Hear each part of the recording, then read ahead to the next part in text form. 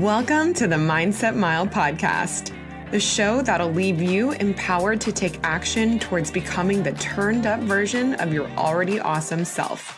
I'm your host, Aisha Zaza, and I'm so glad you're here. Let's go. What is up, fam? Welcome back to the Mindset Mile podcast. This episode is brought to you by our awesome sponsor, Upswing Fitness. And we are just a few days away from the last month of 2022. That is crazy. This year has felt like both an eternity and like it's gone by so fast. I'm so looking forward to 2023, and I can't wait to share some new exciting things that I'm going to be coming out with that I want you to be a part of. I can't wait for you to be a part of. So I will be talking more about that in the next few episodes. But today I want to talk about something kind of relative to your why, which if you are into personal development, then you've heard the importance of finding your why or knowing what your why is. And I did an entire episode in one of the earlier shows, episode 22, on what's your why. But in short, a why really is an anchoring reason behind why you do something.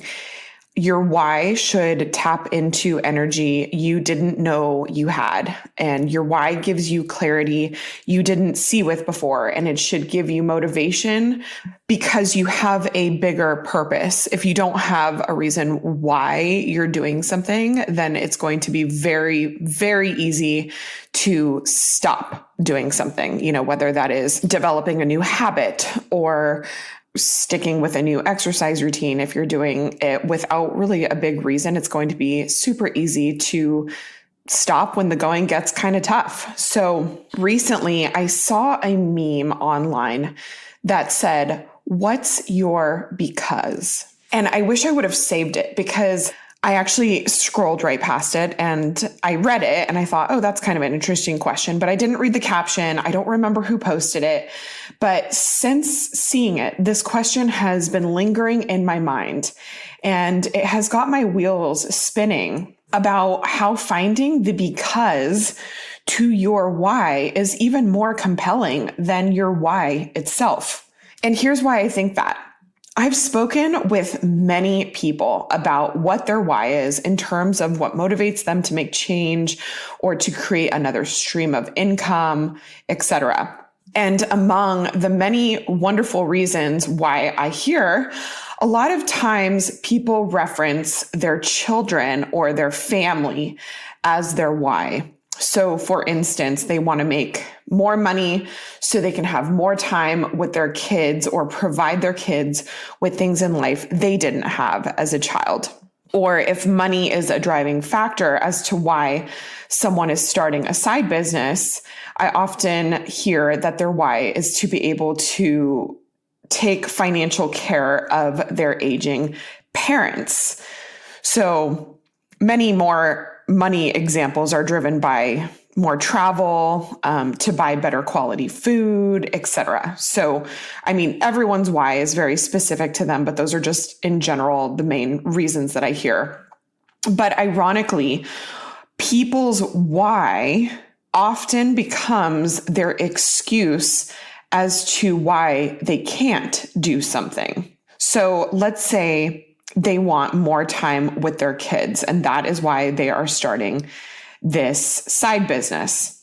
But what ends up happening is they don't want to take the time it takes to build a side business because they don't want to miss out on time with their kids. So their very reason why they decided to do something becomes the very reason why they don't do it. And so let's say for my other example, they want to make more money so they can provide for their elderly parents. But then when it comes to it, they're not willing to miss out on a family event or an opportunity to see their parents in order to attend a business event or to grow their network. So do you see how their reason why becomes their reason why not? Time is our most valuable resource. But the truth is, most people are not willing to put in the time for their why now so that they can have infinitely more time shortly down the road. The truth is, if nothing changes, then nothing changes. And if you keep doing what you're doing, then you're going to keep getting what you're getting. So if time is a driving factor behind why you do something, then consequently, you are going to have to give up a little bit more of your time now to get a lot more time later. This is called delayed gratification. Most people are not willing to delay their gratification. They want whatever it is now, whether that's time or money or happiness. It's very hard for people to see with a long-term vision. So here's where the because comes in. You guys, I've honestly never been so excited to get into bed since getting a set of Cozy Earth sheets. I feel a noticeable difference every time I slip into bed, more than any other sheets I've ever owned in my life. If you want to make gift giving super easy on yourself this holiday season, I'm telling you, your loved ones will not be able to thank you enough for gifting anything from Cozy Earth. They're like a one-stop shop for everything you need for the most restful night of sleep, from pajamas and premium bath products to temperature regulating bedding. Everything is made from ethically sourced viscose from bamboo and feels so premium.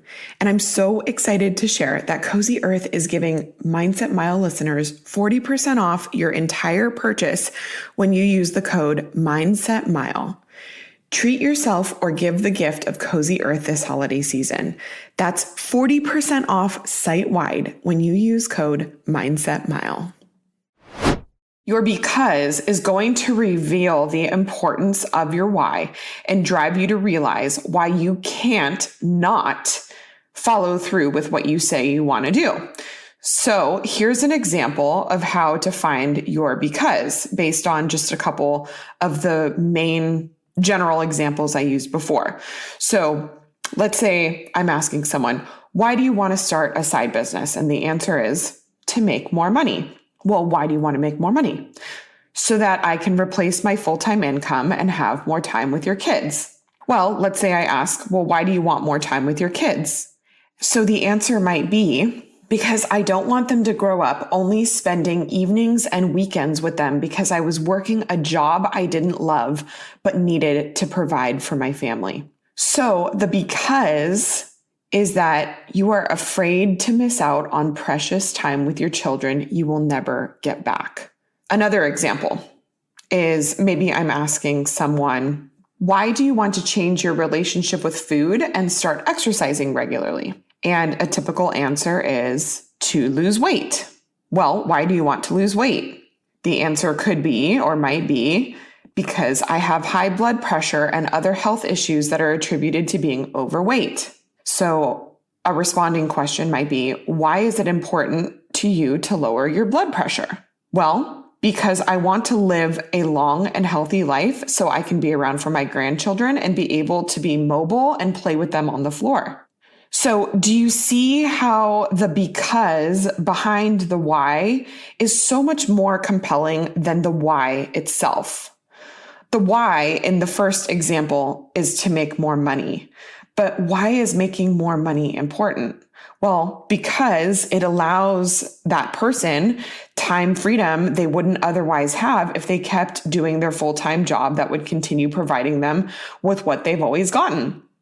And in this second example, the why behind changing eating and exercise habits is to lose weight. Well, why is it important for this person to lose weight? Because they want to preserve the longevity of their life to be around for their loved ones. That is so much more compelling than just wanting to lose weight, which is the original why, right? You can do this with anything. And the key to finding your because is to keep going down the why rabbit hole. Keep asking yourself why. The initial why might be a little bit vain or materialistic, which, to be honest, is often not a good enough reason for most people to stick with something. This is often why having the goal to lose weight because you want to look a certain way isn't enough to make you follow through or be consistent with building habits that stick, because we often don't see ourselves as the way we are, but we will always continue to see how we can still improve. It's this level of like body dysmorphia where you lose weight and you know you look better, but you're like, okay, great. Now I want to lose 5 more pounds. And how great it would be if I just toned this area. You will always keep seeing what is wrong. You will never arrive at body image happiness.